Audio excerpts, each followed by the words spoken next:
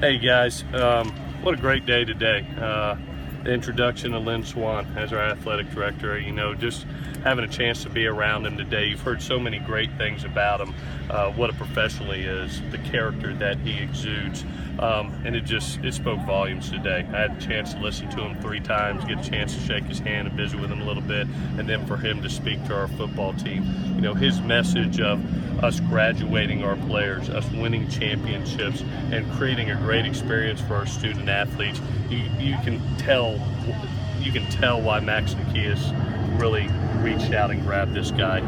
He exudes what the Trojan spirit is about. He's going to do a fabulous job. So glad he's here with us. Would like to thank personally the service of Pat Hayden. I haven't done that, and I really want to commend him. I've been with the man for 6 years, and the class that he has shown and really the care and concern that he shows to student athletes is unbelievable to me. Personally, he's been a mentor to me. He's been a dear friend and been somebody that has watched after my family day in and day out. Love the man, and I thank him for his service because he is taking great care of our players. Really looking forward to Saturday. I think it's a big day for us with the spring game. So I wanted to give you the spring game format of how it's going to go. Because of the limited D-line that we have, we're going to have to control some situations. So we're going to go ahead and put our offense and defense in some situational, rather than putting the ball down the 20 and driving it 80 yards. I don't think we're quite ready for that with the depth on defense right now. So we'll control it. And what I mean by that is we'll have a coming out period, which means put the ball in the -2 and offense has got to try to get it to the 22. A red zone period, put the ball on the 25 and let's drive it into the end zone and see how we succeed there. A run, play action period, those type of setups, that we're actually playing live ball, we're moving the ball, you're going to be able to keep stats, but it allows me to control it rather than all of a sudden you see a 14-play drive and there's an injury. So I'm allowed to control it there. So that'll be the format that you'll see, this more situational. An injury update I wanted to be able to give to you as far as the guys that will play in the game that were question marks and guys that probably are not, so going in. Noah Jefferson has had a good 2 or 3 days here. He's to a situation where I think he could probably get a quarter to a half of the scrimmage, so we'll put him in some controlled situations and watch him go.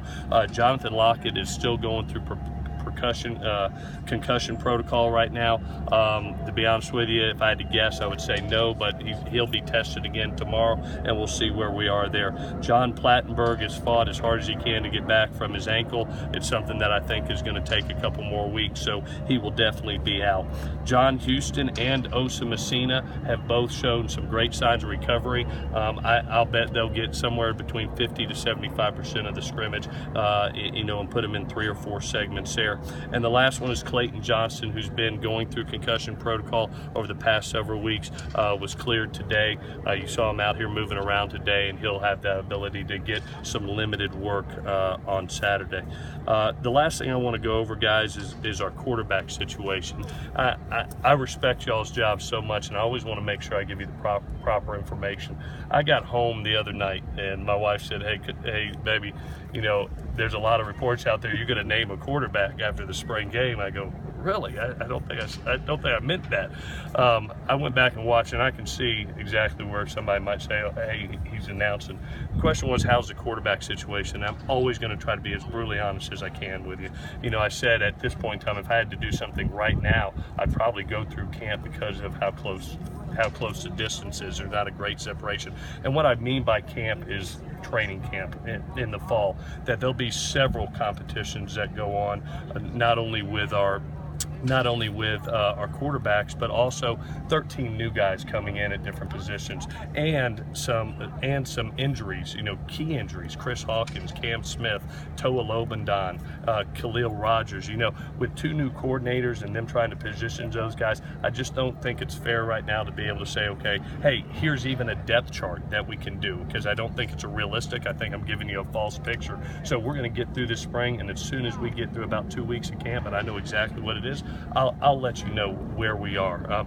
You know, I do want to get through this spring game, and I do want to see where our quarterbacks are and see how they function, you know, in that spring game with that TV, with the crowd that's all around. And if I see that, man, I come out there and there's a huge separation, yeah, I will name a quarterback. But if I don't think that there's a great separation, it will go to camp. And when Scott asked that great question the other day, in my mind, and I'm about half dumb butt sometimes, so put up with me, I really thought the question was, hey, you know what, are you going to decide now, coach, to carry it over, or are you deciding quarterback then, or are you going to wait till May? For me, the decision Saturday is, do I name a quarterback, or do I push it, you know, to the fall? I think the young quarterbacks have done a great job of really progressing, and I can't wait to see them Saturday. I apologize for any miscommunication there. I respect your jobs and what you do, and I respect the Trojan family and our football players, and I want to make sure everybody's on the same page as we go through this. I will always give you the right information. Okay, with that, I'll take any questions. By the way, I apologize. I wish I was a dang English major. I was a math and science major. English, I might have done a better job, but I'm a math and science. My mathematics came out there. Go ahead. Quickly, what's John Plattenberg's ankle issue? He's got, you know, he's had an ankle injury that we have MRI'd. We've sent him to a foot specialist. We've even done the PRP injections. Just hasn't healed. It hasn't healed the right way yet. It needs time, you know. And you know, rather than to push him out there and create even a bigger injury, it's just something that needed rest. And you know, I think he's really close. He wants to be out here. He's probably 2 to 3 weeks away from being full go. It's just not worth the risk at this time. He's going to be a valuable member of our team next year. What was Lynn's message? Lynn's message, what I thought was an unbelievable one. It's really about take advantage of this time here at USC, that we are here to graduate first. We are here to win championships, not just win, but to win championships. That's where the bar is at. And then the overall experience of what USC is, take advantage of it, from the Trojan family, you know, to the people that you meet around, the 4-year experience, the relationships that you're going to build with your family, with your fellow students. It's a strong message. It's what we want with all our players. I mean, like I said, the leadership just exudes from them, and the class just exudes. And like I told our guys, that's the definition of a champion. You know, everything that we dream about, he's done multiple times. So let's listen very, very intently. He has our best interests at heart.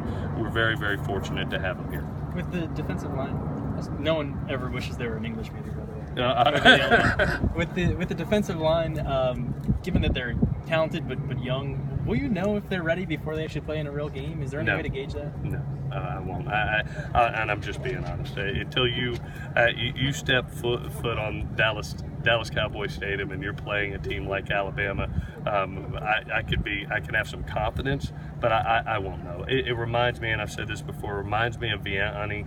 It reminds me of Damian and Toa, that group that came in. I was like, wow, this is a talented bunch. But are they ready yet? And I went into their first ball game saying, you know what? I feel like we're going to go through some growing pains, but on the back end of this, we're going to be really, really successful with that group. I feel the same about this bunch, but I would be fibbing if I knew how they're going to perform. Have they progressed this camp? Yes, they have. Are they anywhere close to being ready? No, they're not. Thank God we got 29 more practices after Saturday to get ready for Alabama. What have they done that reminds you of that, or that makes you say, wow, that they have done? One, that they're taking coaching, that they're listening to coaching, they're listening to KU and the technique and fundamentals they do. You can literally see it on tape. You know, from day one, you went, oh my gosh, they look like baby deers out there, to, you know, now they look like, wow, these kids really got a chance. They really are starting to get it. And I think they're learning it and taking to coach. I think it's the best thing. And then two, one staple of a Clancy Pendergast defense, they get their butts to the ball. They chase the ball. I'll never forget, and I pointed it out in the team meeting, Christian Rector, we tried to throw a screen out to Dominic Davis.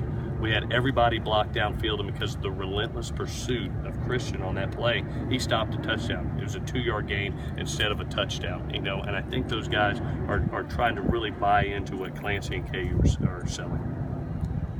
A couple of them are redshirts, but a couple of them aren't. They played a little bit. Yeah. Who is maybe further along right now? Really the guy that's getting bragged on a bunch is Malik. He's doing a really nice job. Noah Jefferson, for about the 5 practices he's been out there, you just see the flashes of brilliance. I mean, he's got something that is God-given. Rasheem Green is in the same way. He's probably the one that I'm most proud of about taking some coaching from practice 1 to now. He's becoming a little bit more of a technician. And then Christian Rector has been probably the most consistent of the 4, of day in and day out, just doing the right thing over and over and over. And then you got some young pups that are trying to grow up right now. But those 4 stand out to me. Now, just from what Clancy has said, from me watching the tape, those are guys that you say, hey, you know what, they're pretty close. Thank goodness we got another training camp to get them ready. All righty, guys. I'll see you Saturday. See you.